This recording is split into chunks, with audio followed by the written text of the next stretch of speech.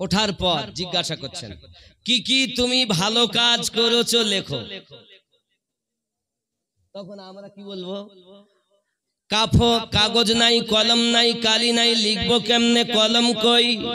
সঙ্গে সঙ্গে ফেরেশতা বলবেন, আয় আল্লাহর বান্দা বান্দি, তোমার কাফনটাকে তুমি কাগজ বানাও, গালের থুতু তুমি কালি বানিয়ে নাও, আর হাতের আঙ্গুলকে তুমি কলম বানিয়ে নাও, লেখো কি কি কাজ করেছো। যুবকেরা আমার সোনা মানিকেরা, এমনি করে আপনার কিনা দেখা গেল আমরা তখন লিখতে শুরু করব, গালের থুতু দিয়ে হাতের আঙ্গুল দিয়ে লিখবো। অমুক জায়গায় মসজিদে 1000 টাকা দিলাম, মাদ্রাসায় 200 টাকা দিলাম, গোরস্থানে 50 টাকা দিলাম, অমুক জনার খাওয়া হচ্ছিল না 1 কেজি চাল দিলাম, মিলাদ করেছিলাম, নামাজ পড়তে গিয়েছি, কোরআন তেলাওয়াত করেছি, জিকির আজকার করেছি, মানে সব লেখা হয়ে গেছে। কাফনটাকে টান দিয়ে নিলেন, আবার বলবেন লিখো, যত মন্দ কাজ করেছো লেখো। এখন মন্দ কাজ আর আমি আপনি লিখতে চাইবো না। বলো তুমি দাড়ি কেটেছো কিনা, বলো তুমি সুদ খেয়েছো কিনা, বলো তুমি পরের জমি আইল ঠেলে চাষ করেছো কিনা, বলো তুমি দুনিয়া জমিনে মিথ্যা কথা বলেছো কিনা। এ আমার সোনা মানিকেরা, তখন আমরা মনে করুন একটা পাপ করেছি, রাতের নিশীথে আপনার কিনা চলে গেলাম, সবকে দূরে সরিয়ে আপনার কিনা পরের একটা মেয়েকে নিয়ে আপনার নিরালা নির্জনে গুনাহ করেছি, সব গেল বাবা। মনে করুন আমি সব ছেড়ে দিলাম, একটা কথা যেটা ঘরে ঘরে এখন চলতেছে বাবা, মোবাইলের মাধ্যমে গুনাহ হয় না? ছেলে মেয়ে বিবি বাচ্চা বন্ধু বান্ধব বাপ মা সব ঘুমিয়ে গেল, মোবাইলের মাধ্যম দিয়ে আমি আপনার কিনা গুনাহ করে ফেললাম। বলো বলো আল্লাহর বান্দা, আল্লাহর বান্দি, তুমি অমুক দিন রাতের বেলাতে এই কাজ করেছো না আমি করিনি। হুজুর এসেছেন না, হুজুর এসেছেন না? নারে তাকবীর, নারে তাকবীর, নারে রিসালাত, ইয়া রাসূলুল্লাহ, নারে রিসালাত, নারে তাকবীর। হযরত মাওলানা আবু বকর সাহেব কিবলা, নারে তাকবীর। একটু মোহাব্বতে জিকিরে লা ইলাহা ইল্লাল্লাহ, মোহাব্বতে লা। হুজুরকে আসতে দেন, হুজুরকে আসতে দেন, আর মোহাব্বতে পড়ো, হুজুরকে আসতে দেন, আসতে দেন। মাশাআল্লাহ মাশাআল্লাহ, আসতে দেন আর আগে আগে বসুন। ভালো ভালো।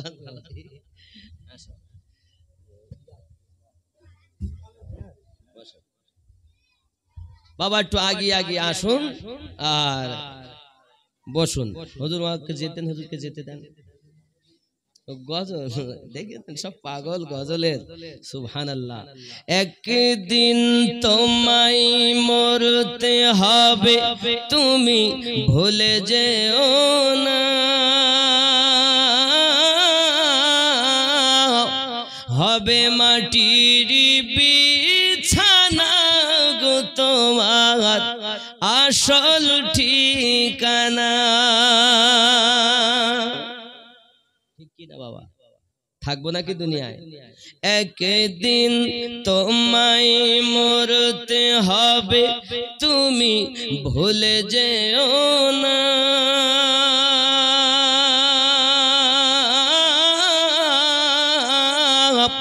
হবে মাটির বিছানা গো তোমার আসল ঠিকানা। আপন জনের কান্না যত সবই শুনতে পাবে,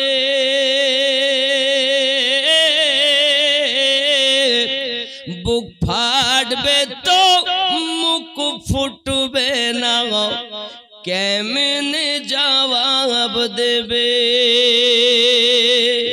কি করে বুঝাবে তুমি দেহের বেদনা,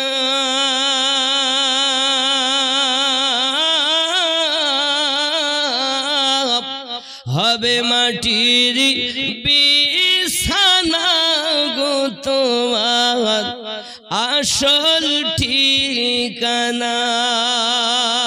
একদিন তোমায় মরতে হবে, তুমি ভুলে যেও না।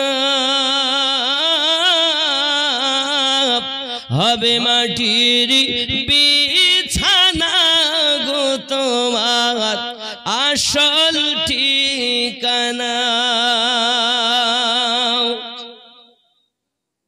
কাঁদবে মাতা, কাঁদবে পিতা, কাঁদবে ভাই বোন,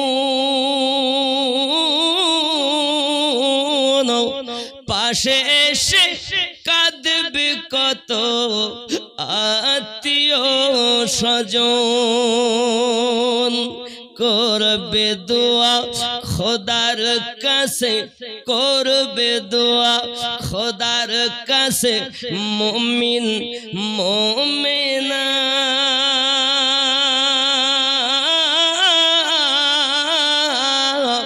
হবে মাটির বিছানা গো তোমার আসল ঠিকানা।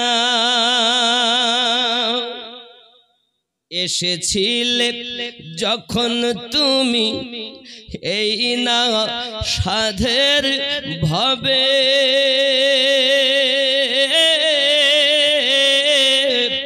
কেঁদেছিলে শুধু তুমি, হেসেছিল সবে। যাওয়ার কালে হাসবে তুমি, কাঁদবে জামানা।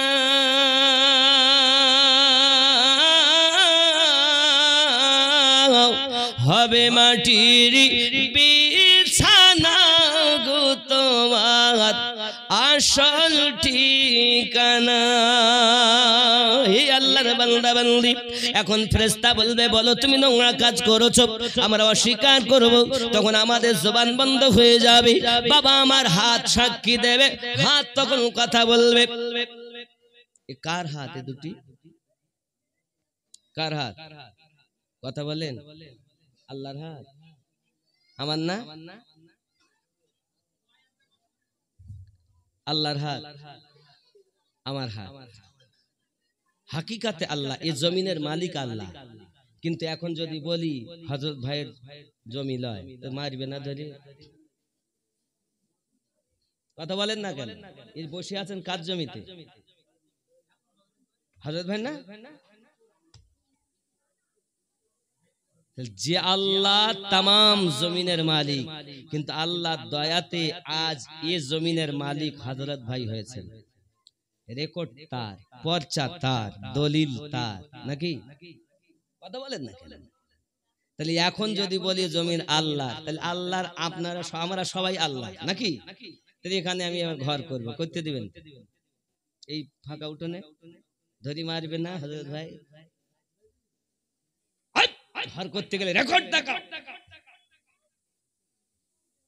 দলিল দেখাও, পর্চা দেখাও। যুবক আমার, এই হাত কার?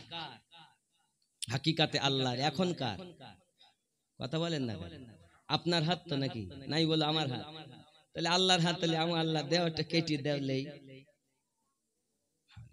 আব্বা আমার, বোঝা যাচ্ছে হাকিকাতে আল্লাহর। কিন্তু এই হাত আমার হাত, চোখ আমার চোখ, কান আমার চোখ আমার কান, পা আমার পা, দেহ আমার দেহ। বিবি কার? বলছে আমার। হযরত ভাইয়ের তিনটি বেটা। কার বেটা? হযরত ভাইয়ের বেটা। তো মা হারিয়েছে, বেটা তিনটি এতিম, মানে মিসকিন হয়েছে। মা হারালে মিসকিন বলে, আর বাপ হারালে এতিম বলে। কথা বুঝেছেন? বাপ আমার, তাহলে এখন মা হারিয়েছে, এখন কার মা? না তা আমার মা। বাচ্চারা বলবে কার মা? আমার মা। আমরা তো কেউ বলবো না, হয়তো কেউ বলে আমাদের চাচি, কেউ বলে আমাদের ফুপু, কেউ বলে আমাদের বোন, কেউ আমাদের খালা। কিন্তু বাচ্চা তিনটে বলবে আমার মা। বলবে কি না? হযরত ভাই বলছে আমার স্ত্রী। কার স্ত্রী? হযরত ভাই। কোন স্ত্রী যদি স্বামীর আগে মারা যায়, স্বামী যদি একবার দোয়া করে কোন দিন স্ত্রীর জন্য, তাহলে তার স্ত্রী রাসূলে পাক বলেন অবশ্যই জান্নাতি হবে। যাদের নসিব ভালো হয় তারাই স্বামীর আগে যায়। কথা বুঝতে পারেননি? নিশ্চিত সংসার জীবনে ভালোবাসা কম বেশি তো ছিল। একদিন যদি স্বামী বলে আল্লাহ আমার স্ত্রীকে তুমি মাফ করে দাও, আমার রাসূল বলেছেন স্বামী যদি দোয়া চায় তো দোয়া অবশ্যই কবুল হবে। সন্তান যদি দোয়া চায় পিতামাতার জন্য অবশ্যই কবুল হবে। মুসাফির যদি দোয়া চায় অবশ্যই কবুল হবে। হাজি যদি দোয়া চায় অবশ্যই কবুল হবে। হাক্কানি আলেম যদি দোয়া চায় কবুল হবে। আল্লাহর ওলিরা যদি দোয়া চায় কবুল হবে। জোরে বলেন। ওলি আল্লাহ তো তুমি দামই দিচ্ছে না, বাপ মারে কষ্ট দিয়েছে, হাজার আলেম এনে দোয়া চাইলেও কিছু হবে না। চোর কোন কিতাব আছে দেখা? আলেমের সম্মান নাই আছে। তুমি আসলে আলেম সম্পর্কে আল্লাহ রাসূল বলেছেন কোন হাক্কানি আলেম যদি গ্রামে ঢোকে তার কদমের বিনিময়ে 40 দিন কবরে আযাব মাফ। আর আপনি বলছেন আলেম দোয়া করলেও হবে না। আসলে তুমি যে বলছো যে লোক ওই জাহান্নামে যাবে ওদেরকে আলেম ভেবেছো, তাহলে তো আল্লাহর ওলির কোনো পাওয়ারই নাই। যে আল্লাহর সাথে মিশে গেল তার তো কোনো পাওয়ারই নাই। তুমি জানো শয়তানের সঙ্গে মিশলে তার পাওয়ার নাই, আর আল্লাহ ও রাসূলুল্লাহর সঙ্গে যারা মিশেছে তাদের পাওয়ার আছে। তুমি তো চোর, এই জন্য চোর দেখতেছ। তোমার ভিতর খারাপ, এর জন্য খারাপ দেখতেছ। ভিতর পরিষ্কার করো, দেখতে পাবে আল্লাহর হাবিবের শান আলাদা, আহলে পাকের শান আলাদা, খোলাফায়ে রাশেদিনের শান আলাদা। হে যুবক, সাহাবায়ে কেরামের পাওয়ার আলাদা, তাবিঈনের পাওয়ার আলাদা, তাবিঈনের পাওয়ার আলাদা, ইমামিনদের পাওয়ার আলাদা, আউলিয়ায়ে কেরামের পাওয়ার আলাদা। আউলিয়াদের ভিতরে গাউসের পাওয়ার আলাদা, কুতুবুল আকতাবের পাওয়ার আলাদা। হে বাবা, তাদের পাওয়ার আলাদা, মুজাদ্দিদের পাওয়ার আলাদা, মুস্তাহিদের পাওয়ার আলাদা। তুমি জানো না? তুমি সবকে এক পাল্লায় ওজন করছো। তুমি জানো যদি তাই না হতো তামাম পৃথিবীকে আল্লাহ আউলিয়া দিয়ে ঘিরে রেখেছেন। আউলিয়াদের কোনো ক্ষমতাই নেই। তুমি যতই আলেম ওলামা এনে দোয়া করো কিছুই হবে। খেপা কোথাকার, মায়ের সঙ্গে অপরাধ করেছে তার জন্য শাস্তি হবে। চলুন এগিয়ে যাই। প্রিয় নবী সাল্লাল্লাহু আলাইহি ওয়াসাল্লামের জামানায় আমার নবী পাক সাল্লাল্লাহু আলাইহি ওয়াসাল্লাম সাহাবী রাসূলকে নিয়ে চলে যাচ্ছেন। এমনি সময়তে আপনারা কিনা দেখতেছেন একটি কবরে বড় আযাব হয়। আগুন আগুন আর আগুন, পায়ের দিক থেকে তার চামড়াগুলো ছেলা হচ্ছে বাবা, আর মাথার কাছে আপনার রাখা হচ্ছে। মাথার দিক থেকে চামড়া ছেলা হয়, পায়ের নখের কাছে এনে রাখা হয়। দাও দাও করে আগুন জ্বলতেছে, চিৎকার মেরে মেরে কান্না করতেছে। হঠাৎ করে আমার নবী জিজ্ঞাসা করছেন ব্যাপারটা কি, এমন করে আযাব হয় কেন? হে যুবকেরা আমার, আপনি একবার ভেবে দেখুন, নবী চলছেন উপরে, দেখতে পাচ্ছেন ভিতরে। আমরা বোম্বাইয়ে ছেলে আছে, এখান থেকে দেখতে পাই, কিন্তু বাড়ির পাশে মা শুয়ে আছে। মা কবরে কেমনে হালাতে আছে দেখতে পাই না। যুবক আমার, তুমি যখন তোমার কলবকে, রুহুকে, সিরকে, খফিকে, আকফাকে জিন্দা করতে পারবে, তখন তুমি কবরের পাশে যেই দাঁড়াবে পর্দা সরে যাবে, আল্লাহর দয়াতে দেখতে পাবে। তোমার আসলে ভিতর খারাপ। ও যুবক সোনামানিকেরা, নবী পাক সাল্লাল্লাহু আলাইহি সাল্লাম বুঝলেন এই ব্যক্তি অপরাধ করেছে তার মায়ের কাছে। আমার নবী পাক ছুটে গেলেন, ও মা জননী, তোমার সন্তান কি অপরাধ করেছে? তোমার সন্তান কি অপরাধ করেছে? কেন তার কবরে আযাব হয়? ইয়া রাসূলুল্লাহ, ইয়া হাবিবাল্লাহ, হুজুর, আমার সন্তান এত বড় অত্যাচার আমার উপরে করেছে, আমি মা তাকে ক্ষমা করতে পারবো না। রাসূল আমার বলেন, যদি তুমি ক্ষমা না করবে, আমি নবী বলছি একবার চলো না কেন দেখবে তার অবস্থাটা কি।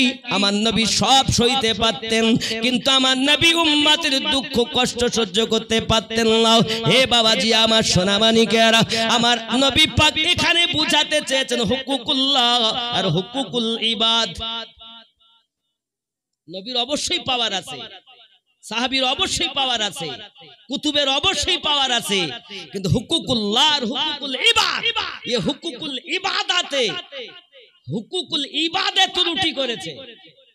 আল্লাহ নিজে বলেছেন যদি কেউ হুকুকুল ইবাদে ভুল করে সে ক্ষমা না করা পর্যন্ত আমি করব না। কথা বুঝতে পারলেন? এটা হলো ব্যাপার বাপজি আমার। কিন্তু মায়ের মনে দয়া হলো নবী পাকের সঙ্গে যাওয়ার পর, যেই দেখছে আমার নবী পাক বলেন আল্লাহ চোখের পর্দা সরিয়ে দাও, মাকে বেটার কষ্ট দেখিয়ে দাও। যেই নবী বলেছেন সঙ্গে সঙ্গে মা কবরের কষ্ট দেখছে। জোরে বলেন সুবহানাল্লাহ। এখন মা হাজার হলো পেটে তো ধরেছে, মায়া তো আসি, হাজার অপরাধ করুক, মা তখন বলছে ইয়া রাসূলুল্লাহ ইয়া হাবিবাল্লাহ, আমি যে কবরের কষ্টটা দেখছি আমার দ্বারা সহ্য হয় না হুজুর। হুজুর আমি আমার যে পাপ করেছে আমি আমার বেটাকে মাফ করে দিলাম। ও জওয়ান যুবকেরা খুব ভালো করে বুঝুন, পিতা আর মাতার সম্পর্ক, পিতা মাতার সম্পর্কটা এমন আমাদের জানা দরকার। যদি কোনো সন্তান মায়ের কদমে চুমা দেয়, জান্নাতে চৌখাটে চুমা দেওয়ার নাকি পাওয়া যায়। কেউ যদি আপনার কিনা মায়ের দিকে তাকায়, হে বাবা হজে মাবরুর সওয়াব তার নামায় আমলে লেখা হয়। যুবক আমার সোনা মানিক খুব ভালো করে বোঝে, ওরে মা বাবার কথা মতো যে জন চলে না, আল্লাহ নবীজির দিদার সেজন পাবে না। হায় রে আল্লাহ নবীজির দিদার সেজন পাবে না। মা বাবার কথা মতো যে জন চলে না, আল্লাহ নবীজির দিদার সেজন পাবে না। মা বাবা অতি আপন, দিন থাকিতে করো যতন, মা বাবা অতি আপন, দিন থাকিতে করো যতন। তিন কথার সাথী পাইয়া ভুলে যেও না, আল্লাহ নবীজির দিদার সেজন পাবে না। বউ পেয়ে মা ভুলে গেছে, বাপ ভুলে গেছে। কি বলেন? এখানকার যুবকরা ভালো, এরা বলি টলি নেই। আব্বাজি আমার সোনা মানিক, এখন আপনাদেরকে আমি বলতে চাই সংক্ষিপ্ত ভাবে এতটুকু কথা।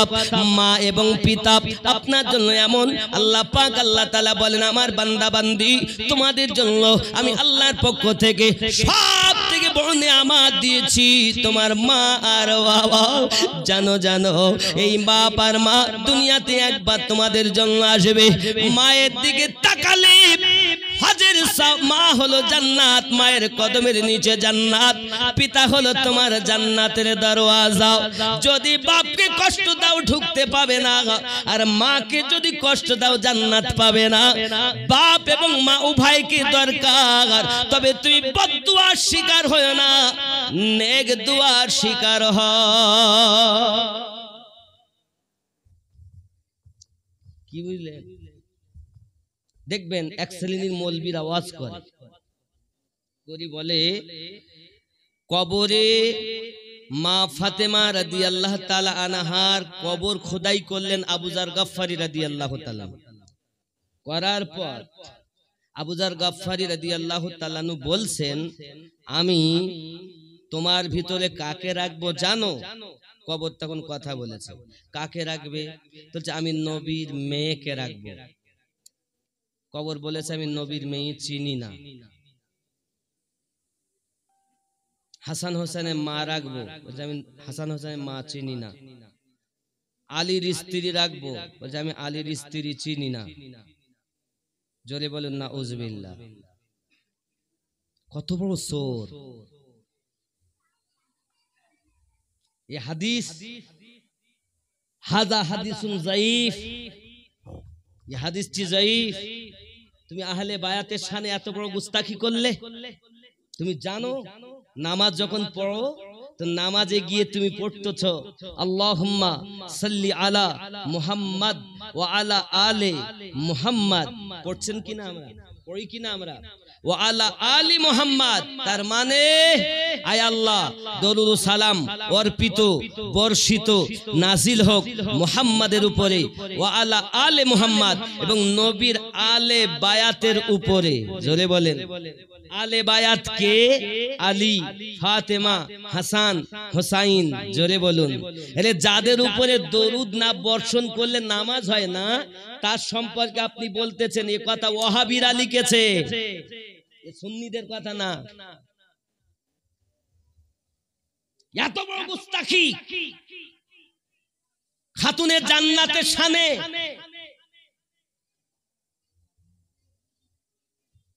এই সব মৌলবি চিনে নিতে এরা জানি না সুন্নিদের কোনটা, আমার কোনটার পরের কোনটা। দেখবেন অনেক সময় ওয়াজ নসিহত করতে গিয়ে বলবে নবী কত বছরে নবী হয়েছে? 40 বছর। এটাও ওয়াহাবিদের কথা। নবী 40 বছরে নবী হয়েছে? নবী হওয়া আলাদা আর প্রচার করা আলাদা। আমিনুদ্দিন আজকে বক্তব্য রাখছে বলে এখানে আজ থেকে আমিনুদ্দিন হয়নি। ইতিপূর্বে মহিষপুকুর গ্রামে হাসনাবাদ থানার অন্তর্গত তার জন্ম হয়েছে। আল্লাহর দয়াতে আজ এই গ্রামে আপনাদের সঙ্গে 4 চোখের মিলন ঘটেছে। রাসূলুল্লাহ 40 বছরে প্রচার করেছেন, ইসলাম শুরু করেছেন। নবী কোটি কোটি বছর আগে থেকে ছিলেন। যদি প্রশ্ন হয় আমাদের নবী কবে থেকে নবী ছিলেন, তাহলে উত্তর হবে যখন কিছুই ছিল না তখন আমাদের নবী নবী ছিলেন।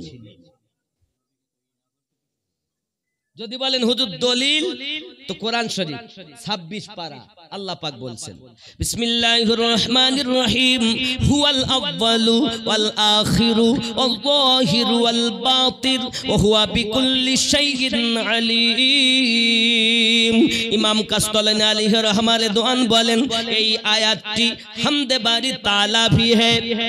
যদি এটা আমার আল্লাহর প্রশংসা হয় তাহলে হবে আল্লাহ প্রথম, আল্লাহ শেষ, আল্লাহ জাহির, আল্লাহ গোপন। আর যদি নবীর প্রশংসা হয় তাহলে আমার আল্লাহ পাক নবীকে প্রথম সৃষ্টি করলেন, জগতে সর্বশেষে প্রেরণ করলেন, আবার নবীকে গোপন করে রাখলেন, আমার নবীকে আল্লাহ প্রকাশ করে দিলেন। জোরে বলুন। যদি বলেন আব্বা আমার আমরা কোরআন বুঝলাম হাদিস দেখি, আমার নবী পাক হাদিস শরীফে বলেন কুনতু নাবিয়্যাও ওয়া আদামু বাইনার রূহি ওয়াল জাসাদ। হাযা হাদিসুন সহিহুন, হাদিসটি সহিহ সহিহ সহিহ। আমার নবী বলেন আমি আল্লাহর নিকটে তখন থেকে নবী ছিলাম যখন আদম ও হাওয়া, আদম পানি ও মাটির ভিতরে, আমি নবী আল্লাহর নিকটে তখন থেকেই নবী। 40 বছরে নবী হননি, 40 বছর বয়সে উনি প্রচার আরম্ভ করেছেন। জোরে বলেন। আব্বাজি আমার সোনা মানিকের, যে কথা বলতে বলতে এত দূরে চলে এসেছি বাবা, হযরত আব্দুল কাদের জিলানী গিলানী রাদিয়াল্লাহু তাআলা আনহু। এবার আপনার মাদ্রাসার পড়া সমাপ্ত করি আপনার বাগদাদের জঙ্গলের ভিতরে ঢুকেছেন। জঙ্গলের ভিতরে ঢোকার পরই উনি তপস্যা করতেছেন। আল্লাহ আল্লাহ করি আপনার কিনা কাটিয়ে দিয়েছেন। ছোট্টবেলায় ওয়াদা করেছিলেন মার্দে কালান্দারের কাছে, ওরে মার্দে কালান্দার আমি আশিক হয়ে দেখাবো। মনে আছে কথাটা? এমন সামাতুনি জঙ্গলের ভিতরে আপনার কিনা কাটাচ্ছেন দিন ও রাতে ইবাদত বندگির ভিতরে বাবা, কোনো খেয়াল নাই দুনিয়ার দিকে। আল্লাহ আল্লাহতে আপনার ফানা হয়ে আশিক হওয়ার জন্য উনি চলেছেন। আমার গাউসে পাক রাদিয়াল্লাহু তাআলা আনহু এমন ক্ষুধার্ত হালাত হয়ে গেল বাপজি আমার, খাওয়া দাওয়া তো কিছুই নাই বাবা, আমার পানিও পান করতে পারলাম, খাবারও কিছু পারলাম, কখনো গাছের পাতা চিবিয়ে চিবিয়ে আপনার কিনা দিন রাত অতিবাহিত করেছেন। আল্লাহ পাকের ইবাদত বندگی আপনার কিনা করি চলেছেন। এমন মেহবুব থেকে আশিক হতে চেয়েছেন, আশিক হয়ে গেছেন তিনি। আব্বা আমার এমনি করে আপনার অনেক দিন অতিবাহিত হয়ে গেল। আমার গাউসে আজম করলেন কি, ওই বাগদাদের জঙ্গল থেকে উনি আপনার কিনা মসজিদে চলে এসেছেন। পড়ে আছেন পাগলের মতো, কেউ চেনে না, যিনি বড় পীর কেউ চেনে না। পাগলের বেশে। আব্বাজি আমার বলেন হুজুর আমার হালাত এমন হয়ে গেছে, আব্বা আমার ওই মসজিদের ভিতরে একজন ব্যক্তি একটা ঝোলায় করে আপনার কিনা খাবার এনেছে, এনে ওইখানে খুলে আপনার কিনা খেতে আরম্ভ করেছে। গাউসে আজম বলেন ওই ব্যক্তিটা খাবার খুলে খায়, আর সে যখন গালে দেয় আমি এত ক্ষুধার্ত আমার গালটা যেন হা হয়ে যায়। আমার এই অবস্থা দেখে ওই ব্যক্তি আমার নজর পড়েছে, তখন বলছে এখানে এসো। আমি উঠতে পারছি না, কিন্তু আমি কষ্ট করে তার কাছে গেছি। যখন তার কাছে গেলাম তো সে খাবারগুলো সরিয়ে দিয়ে বলে খাও আল্লাহর বান্দা, এ খাবার তোমারও না আমারও না, খেলাম। গৌসে পাক বলছেন আমার না তোমার না, খেলাও। জীবন যেতে রাজি কিন্তু হারাম খেতে রাজি না। বলো বলো আমার নয় তোমার নয়, বিষয় কি? সঙ্গে সঙ্গে এই ব্যক্তি বলছে বাবাজি আমার বাড়ি হলো জেলান শহর। কোথায় কোথায়?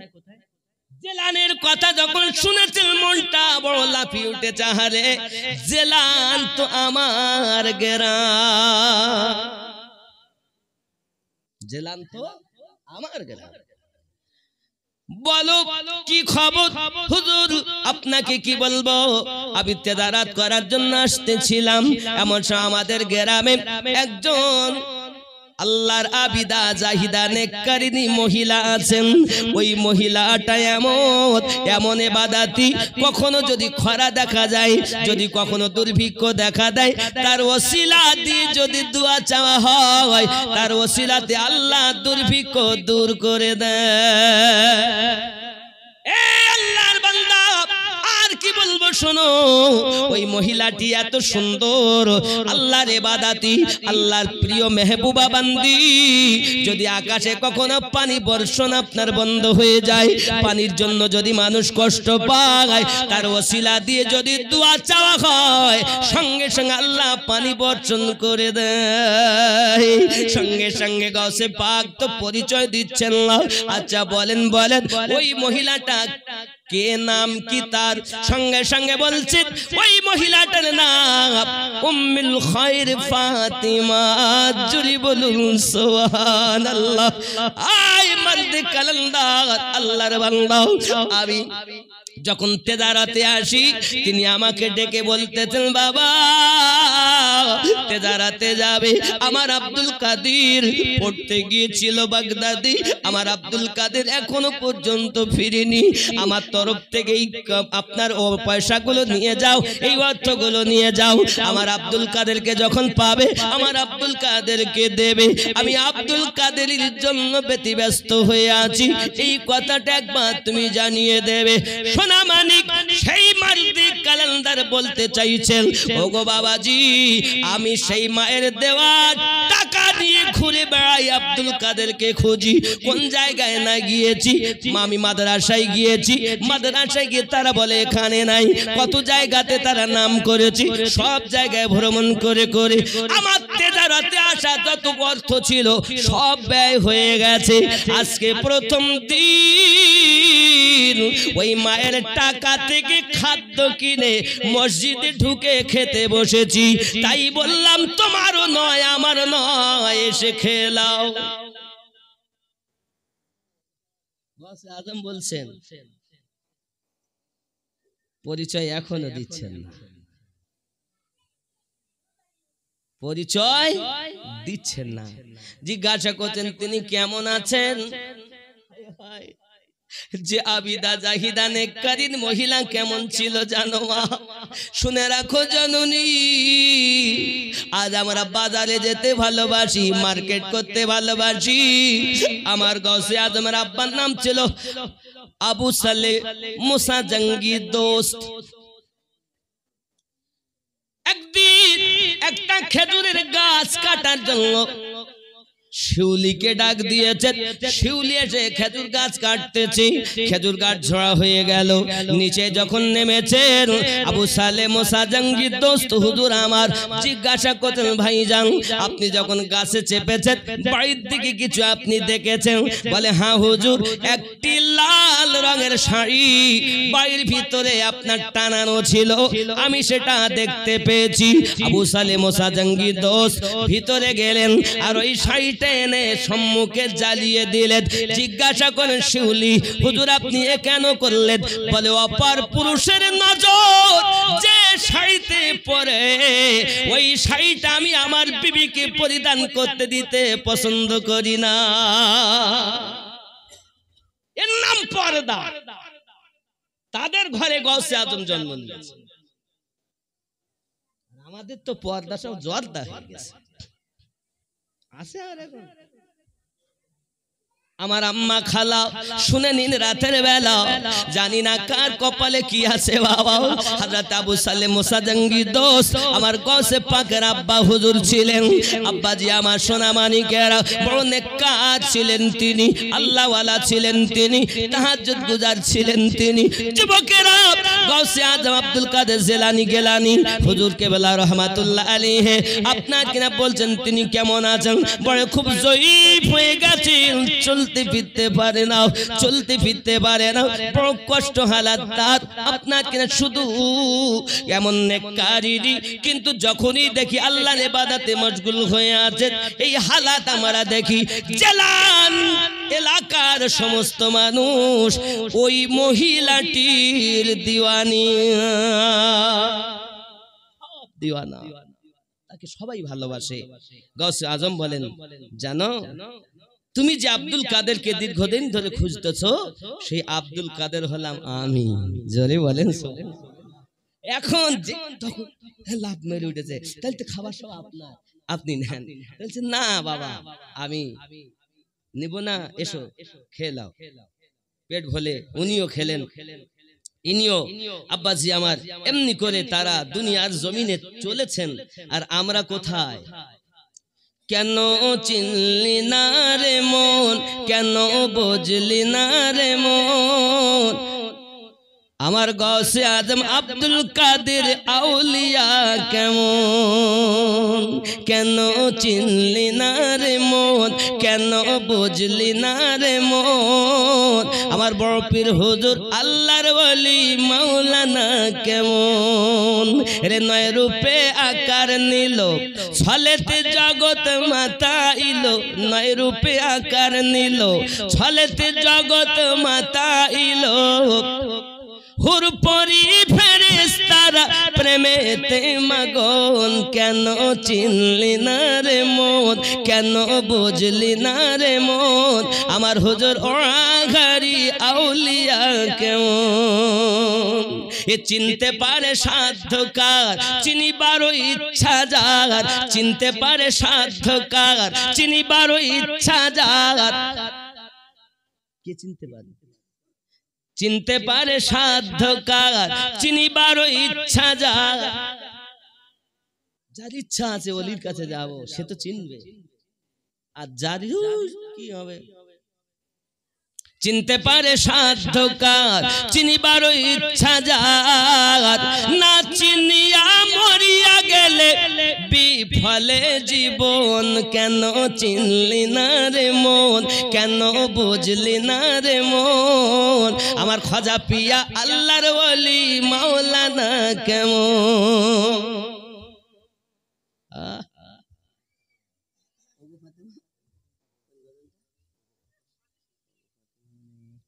একটু যদি বলতেন, শর্ট করে খেয়াল আসছে না?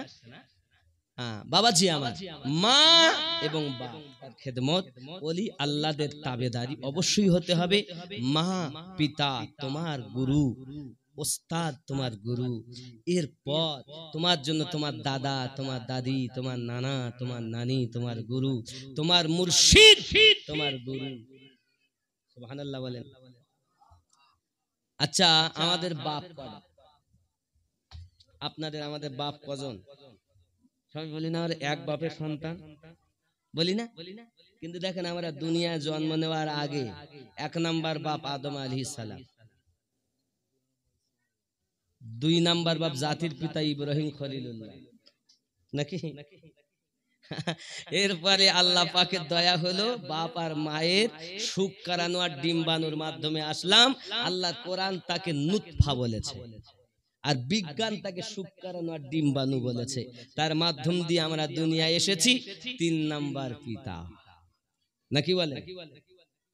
অস্বীকার করতে পারবেন? 4 নাম্বার আপনার শ্বশুর। এখন শ্বশুরকে অনেকে আব্বা বলে না, বাপ বলে না। এখন যদি বাপ না বলেন তাহলে সবাই মুসলমান ভাই ভাই, তো শ্বশুর বাড়ি গিয়ে যদি বলেন আসেন ভাইজান মিষ্টি এনেছিলেন, তো জামাই ধরি মারবে না? তাহলে যে আল্লাহ পাক কোরআন শরীফে বলেন হুন্না লিবাসুল লাকুম ওয়া আনতুম লিবাসুল লাহুন্না, তার এই হিসাবে দেখা যায় আমার পিতা যেমন পিতা, আমার স্ত্রীরও পিতা আমার তেমন পিতা।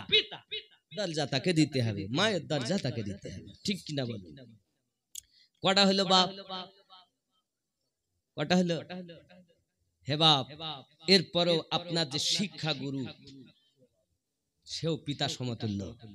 এরপর আপনার দীক্ষা গুরু, সে আপনার পিতা। এই সব বাপ দেখেন কম করে 6টা বাপ, এই 6টা বাপের দোয়া লাগবে, তারপরে কিছু হওয়া যাবে। 6টা বাপ যদি এত 6টা মা আছে, নাকি? 6টা বাপ 6টা মা নেই? তাই ইব্রাহিম নবীরা স্ত্রী 2 জন, আদম আলাইহিস সালামের স্ত্রী 1 জন, নাকি?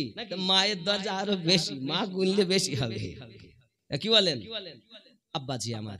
এই জন্য আপনাদেরকে বলি যে আমরা যে মায়ের সন্তান, যে পিতার সন্তান, এনারা যেমন আমাদের জন্মগুরু, তেমন একজন আছেন দীক্ষা গুরু, তেমন একজন আছেন শিক্ষা গুরু। আপনার মায়ের কদম তলে যে জান্নাত, এটা আপনাকে আপনার মা বলিনি, আপনার শিক্ষা গুরু বলেছে। বাপ যে জান্নাতের দরজা, মায়ের দিকে তাকালে যে কবুল হজের সওয়াব হয়, এটা মা বলিনি, এটা আপনার শিক্ষক বলেছে। তখন আপনি বুঝেছেন। মনে করেন আপনার জন্মগুরু বসে আছেন, আপনার শিক্ষক বসে আছেন, আপনার পীর বসে আছেন, আপনি গিয়ে কাকে প্রথম মুসাফা করবেন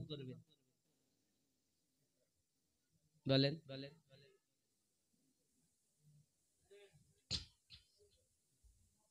বাবা, বাবার। কার করবেন? আব্বা। কোন আব্বা? জন্মগুরু আব্বা? আচ্ছা, কারণ ওনার দরজা বেশি না, এটি আপনার আপন গুরু, আপনার মুর্শিদ। হে বাবা, আপনার মাকে যে চিনিয়েছেন, আপনার মুর্শিদকে চিনিয়েছেন, সে হলো আপনার শিক্ষা গুরু। সর্বপ্রথম মুসাফা মুআনেকা করার হকদার আপনার শিক্ষা গুরু। জোরে বলে। আপনি ওনার কাছে মুসাফা করলেন, বাপ কিন্তু খুশি। যখন ওই গুরু বলবে সত্যি আপনার ছেলে দানা, তো বাপ খুশি হবে না দুঃখ পাবে? কথা বলেন। প্রত্যেক বাপ চায় যে গুরুরা বলুক আমার এই ছেলে ভালো। আর যদি একবার বলে তোমার ছেলে এত মারি তো পড়তে পারে না, মন খারাপ হয়ে যায়। এই জন্য শিক্ষা গুরুর দাম বেশি, শিক্ষা গুরুর দাম বেশি। এই শিক্ষা না হলে আপনি তো দীক্ষার পথে যেতেই পারতেন না। এরপর এই শিক্ষা গুরু আর আপনার জন্মগুরু, এদের দোয়া হবে, এবার দীক্ষা গুরুর পাওয়ার এখান থেকে চালু হবে এমন যে একদম নবীর সঙ্গে মিলিয়ে দেবে। আর এখান থেকে যদি আরো একটা উদাহরণ দিয়ে আপনাকে বোঝাতে পারি, নৌকা। নৌকায় অনেকে নৌকা চেপেছেন না বাবা? আমরা আমাদের ওখানে আগে নৌকা ছিল, এখন তো ব্রিজ হয়ে গেছে, এখন আর বোট ফোট চলে না। তো দেখবেন মাঝি ভাইরা বলে ওঠেন ওঠেন ওঠেন, মা বলছেন যা বাবা যা যা যা, শিক্ষা কর, যা বাবা।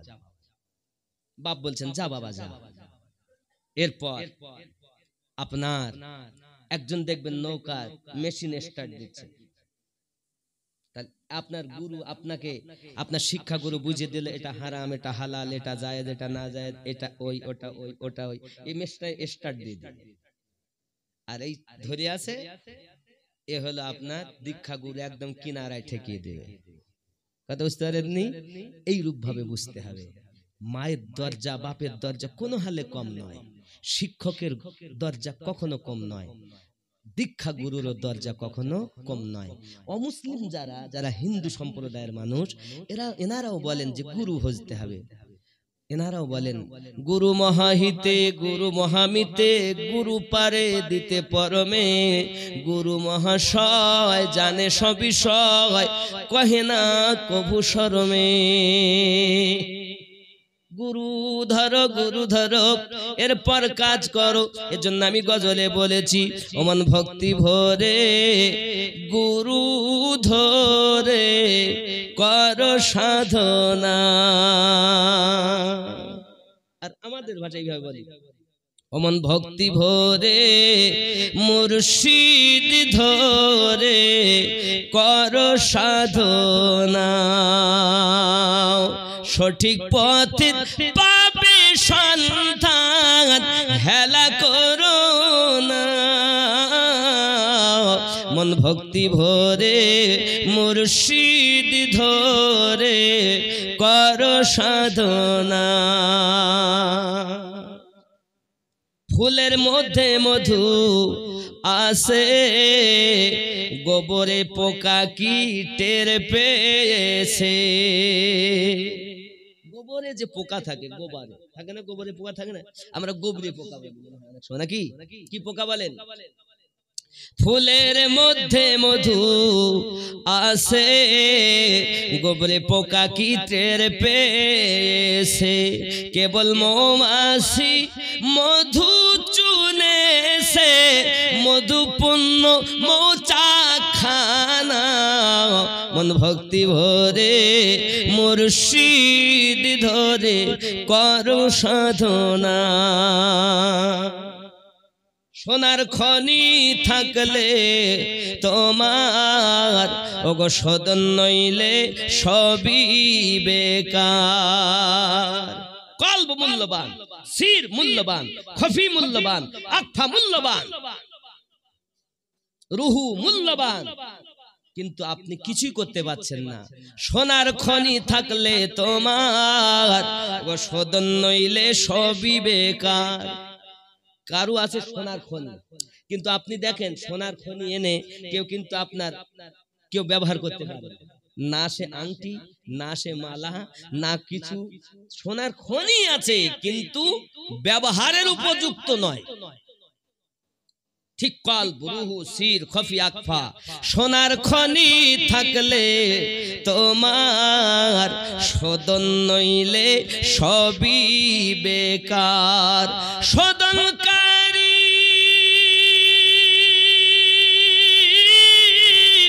হয় স্বর্ণকার, সদনকারী হয় স্বর্ণকার, এসিটে পুড়িয়ে করে পাকা সোনা।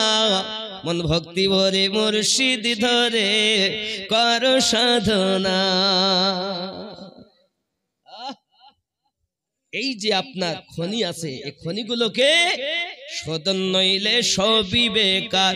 সদনকারী হয় স্বর্ণকার, সদনকারী মুর্শিদ তোমার, সদনকারী মুর্শিদ তোমার।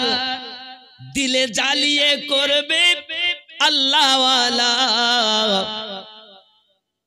জ্বালাবে ইশকের আগুন দিবে, আর সঙ্গে সঙ্গে এসিটে পুড়িয়ে করবে পাকা সোনা। মন ভক্তি ভরে মুর্শিদ ধরে করো সাধনা। যখন তুমি ইশকের আগুনে জ্বলবে, আল্লাহর ওলিদের চোখে পাওয়ার আছে না নাই? হে যুবক, একটি মুরগি যদি 21 দিন পর তার ডিম নিয়ে বসে থাকলে বাচ্চা চিমচিম চিমচিম করে। কামেল মুর্শিদের সম্মুখে বসলে মানুষ আল্লাহ আল্লাহ করে। কিভাবে তাওয়াজ্জু হয়, কিভাবে হয়? এ চোখে পাওয়ার আছে, মায়ার নজর আর গরম নজর আছে না বাবা, আছে না? আপনি একটা ছোট বাচ্চা চোখ মোটা করলেন, ও বুঝে গেল আমাকে ভয় দেখাচ্ছে। আর যদি আপনি মোহাব্বত করে বাবু এখানে এসো, তো বুঝতে পারলো আমাকে আদর করছে, চলে আসবে। ঠিক আল্লাহর ওলিরা। হে বাবা, আরো একটা পাওয়ারের কথা বলি। কুমিরে ডিম পাড়ে, বাচ্চা দেয় না। এখন ডিম পাড়ার পর কুমির দরিয়ার কিনারায় ওই ডিমটাকে বালিতে পুঁতে দেয়, মাটিতে পুঁতে দেয়, দিয়ে দূর থেকে দেখে এ দূর থেকে দেখতে থাকলে ওই দেখার চোখ দিয়ে যে ওর পাওয়ার, এই পাওয়ার থেকে আল্লাহ বাচ্চা জন্ম দিয়ে দেয়। অবলা জীব কুমির।